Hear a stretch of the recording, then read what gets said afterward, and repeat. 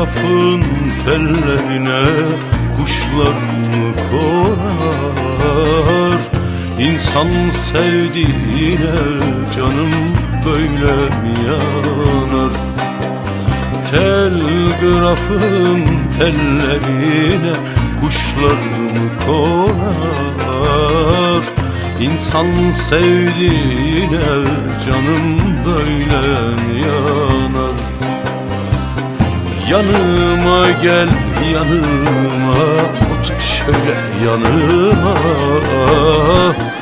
Bu gençlikte neler geldi garip başıma. Yanıma gel, yanıma otur şöyle yanıma.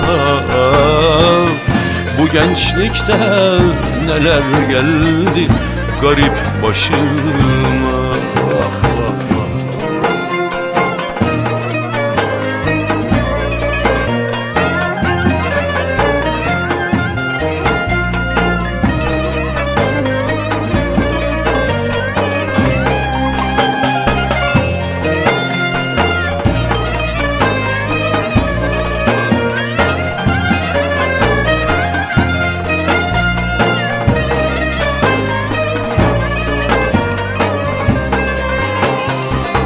Telgrafın tellerini arşınlamalı,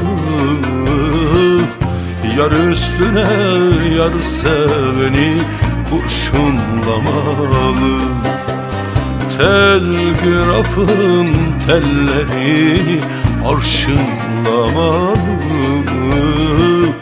yar üstüne yar seveni kurşunlamalı.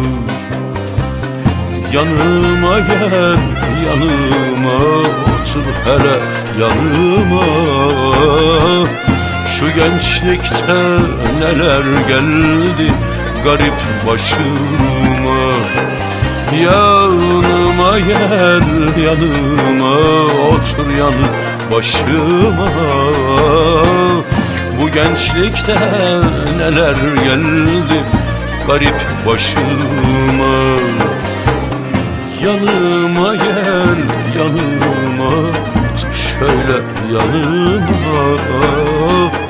Bu gençlikte neler geldi cahil başıma. Yanıma gel, yanıma otur hele yanıma. Bu gençlikte neler geldi garip başıma.